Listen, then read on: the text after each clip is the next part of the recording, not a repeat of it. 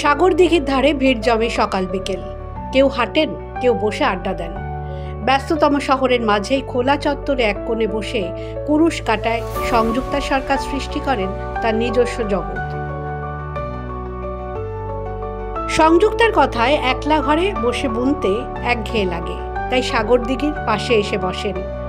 মানুষের সঙ্গে দেখা হয়, কথা হয়, আবার হাতে তৈরি জিনিসগুলো লোকের সামনে তুলেও ধরা যায়। আমি এখানে অনেক বছর, প্রায় 20 বছর হবে এখানে মর্নিং ওয়াক করি।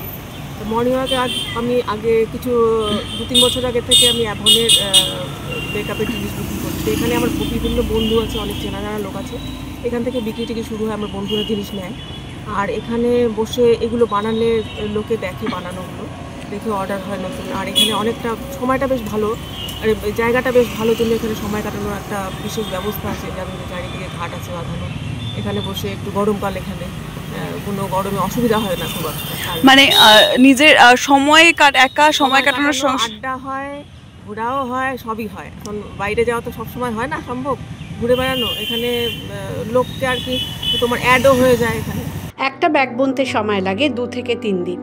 দাম শুরু 150 টাকা থেকে, আর কারুকার্য বিশেষ হলে দাম পৌঁছয় হাজারে। কিন্তু দাম নয়, আসল মূল্য তার শিল্পে, ধৈর্যে আর নিঃশব্দ সাধনায়, যা সংযুক্তা শিখেছেন তার মায়ের কাছে।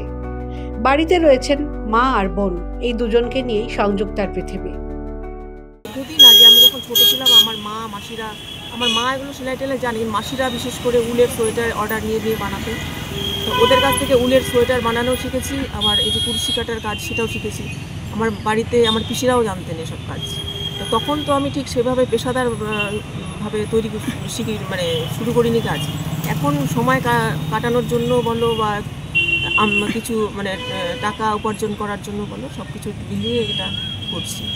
আর আমরা শুধু বসে থেকে তো লাভ নেই, এটা যখন জানি করি, এটার মাধ্যমে কিছু টাকাও আসবে। কোলাহলের মধ্যেও যদি নিজের মতো করে বাঁচা যায়, তবে তাতেই লুকিয়ে থাকে জীবনের সত্যিকারের সৌন্দর্য।